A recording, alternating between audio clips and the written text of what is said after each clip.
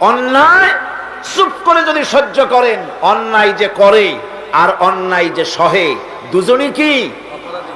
দুজনই সমান পাপী।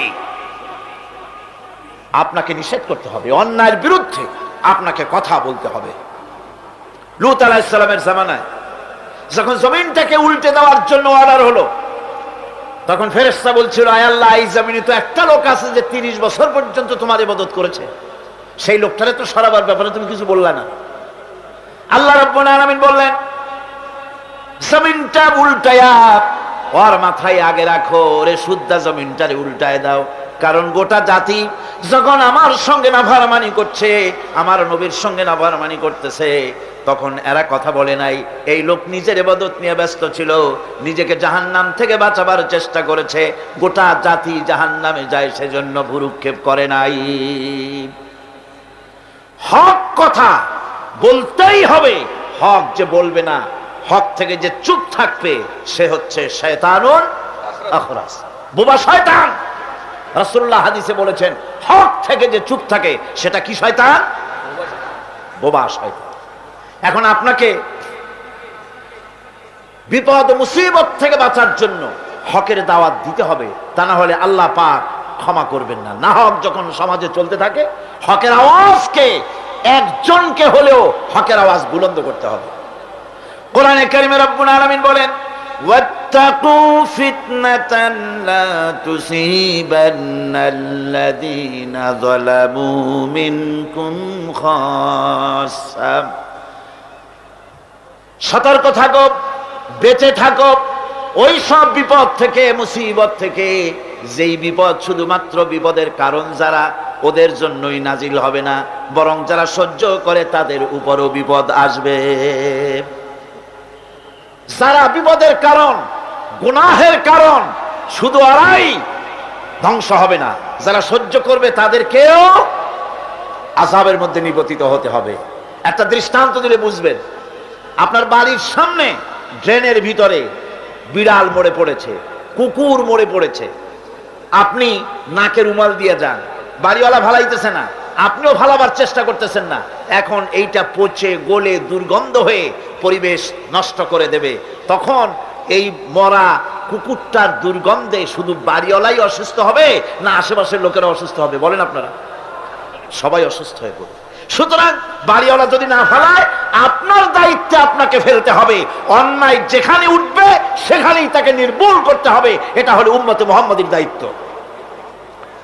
আল্লাহ পাক এর জন্য বলেছেন, ওয়ালতাকুম মিনকুম উম্মাতুন ইয়াদউনা ইলাল খায়র ওয়ায়ামুরুনা বিল মারুফি ওয়ায়ানহাউনা আনিল মুনকার ওয়া উলাইকা হুমুল মুফলিহুন।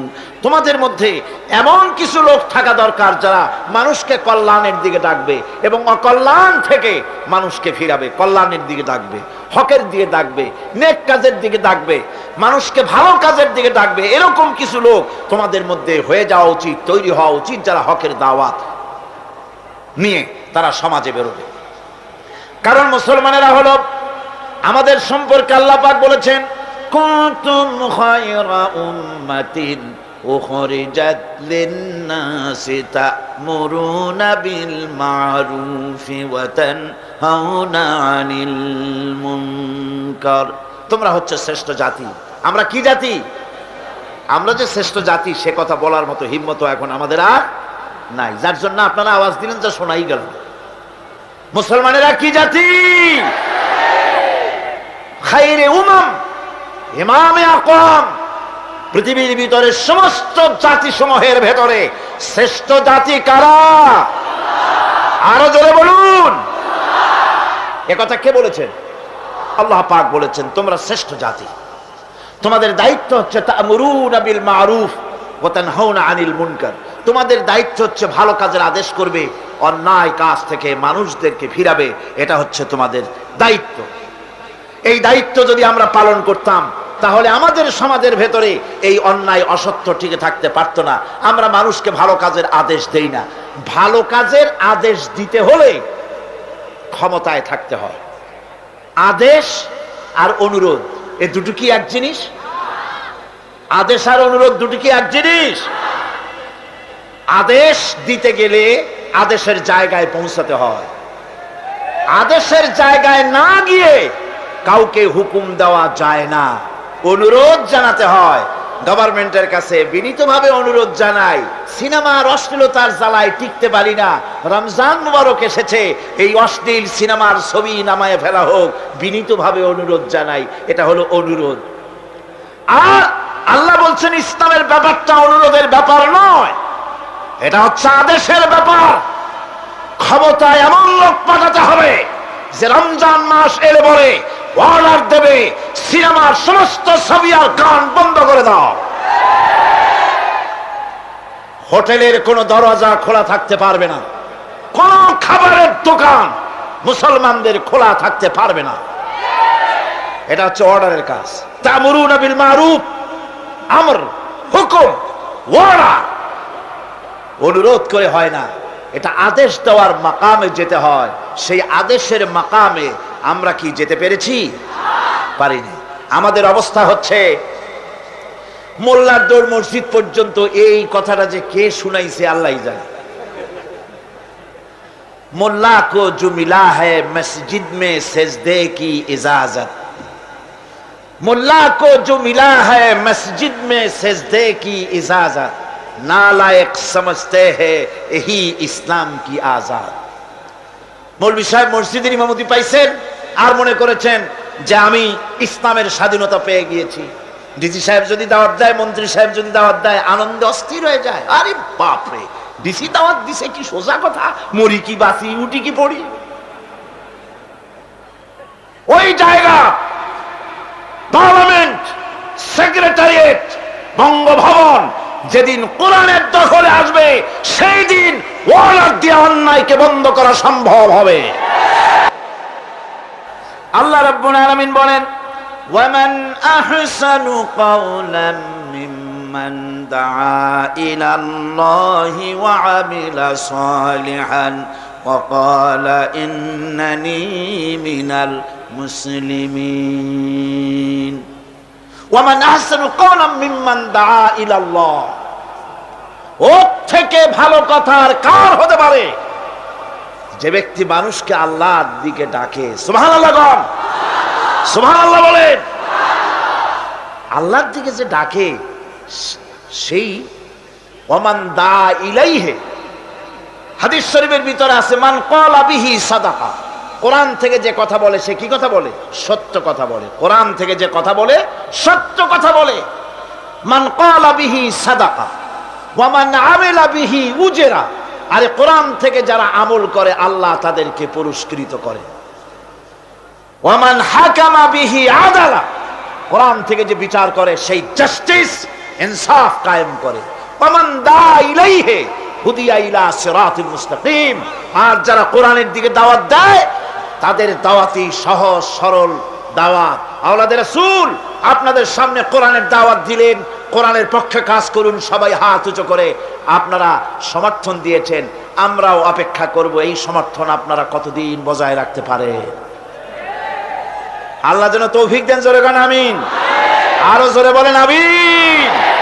ওয়া মান আহসানু কাওলাম মিম্মান দাআ ইলাল্লাহ, ওর চাইতে ভালো কথা আর কার?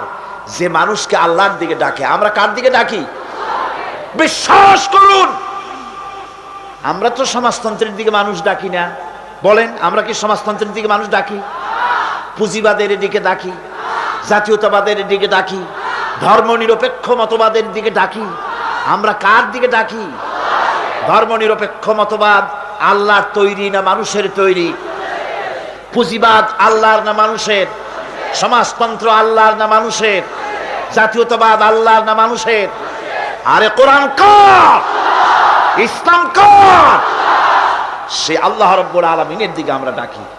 আমরা আমার বাপের দিকে ডাকি না, মায়ের দিকে ডাকি না, দাদার দিকে ডাকি না, মন গড়া কথা বলি না। ওলামায়ে হক কথা বলে কোরআনের কথা। সুবহানাল্লাহ। পার্লামেন্টে, জাতীয় সংসদে কথা হচ্ছিল, বাজেট বক্তৃতা, প্রথম 1996-97 অর্থ বছরের বাজেট বক্তৃতা।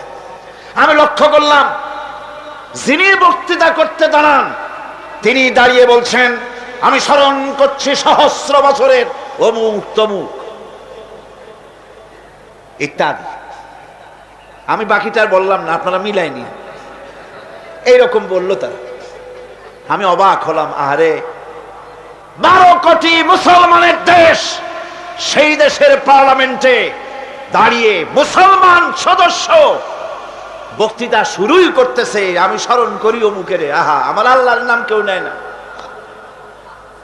আমার যখন সময় এসে গেল, আমি যখন ফ্লোর পেলাম, এগুলি সংসদে রেকর্ড হয়ে আছে। আলহামদুলিল্লাহ, আমি ওই দিন যত আনন্দ পাইছিলাম মনে হয় এরকমের আনন্দ খুব কম পেয়েছি। আমি যখনই সময় পেলাম আল্লাহ এবং রসুলের হামনাদ পড়ে তারপরে আমি বললাম, আমি আমার হৃদয়ের সবটুকুন আবেগকে উজাড় করে, সবটুকুন শ্রদ্ধাকে উজাড় করে আমি স্মরণ করছি। যখনই বলেছি এই পর্যন্ত দেখি একে অপরের দিকে তাকাতাকি করছে, কোন নেতার কথা কই।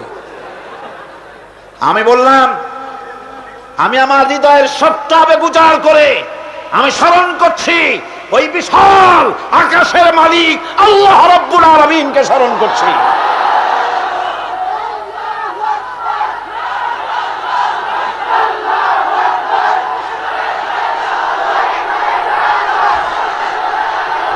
আমার বন্ধুগণ, মজা তো এখানেই, মজা তো এখানেই। আল্লাহর কথা বলায় যত মজা, এত মজা পৃথিবীতে আর কোথাও নাই। আমি নেতার প্রশংসা করব কখন? আমি তো আমার আল্লাহর প্রশংসা করি, শেষ করতে পারলাম না। আহা, আমার আল্লাহ কত বিরাট, কত বড়, কত মহান, কত আজিম। আল্লাহু আকবার, কত মহান তিনি। সেজন্য আমি বলি, ওই রকম রাজনৈতিক দল না করাই ভালো। যেই রাজনৈতিক দলে থাকলে আল্লাহু আকবার স্লোগান দেওয়া যায় না। মুসলমানের সন্তানেরা, তোমরা কথা বলতে পারো না, তোমাদের নেতাদেরকে জানাও, আমি মুসলমানের বাচ্চা, আমার গায়ে সূর্য সেনের এক ফোঁটা রক্ত নাই, আমার শরীরে রবীন্দ্রনাথের রক্ত নাই, আমার শরীরে খালিদ বিন ওয়ালিদের রক্ত প্রবাহিত, সালাউদ্দিন আইয়ুবীর রক্ত প্রবাহিত, শহীদ তিতুমীরের রক্ত প্রবাহিত। সুতরাং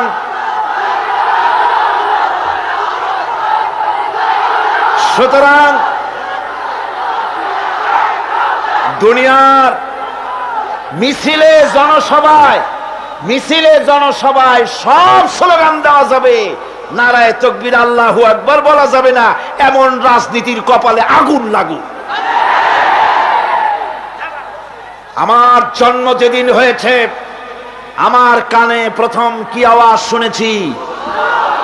চিল্লায় বলতে হবে, কি শুনেছি? আমার আজানের প্রথম শব্দ কি? আমার ইকামতের প্রথম শব্দ কি? আমার নামাজের প্রথম শব্দ কি?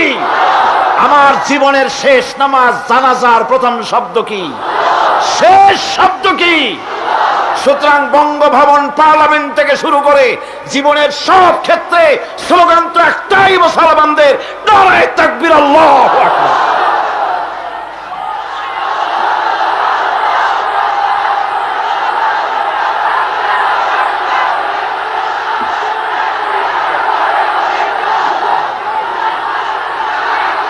বন্ধুগণ,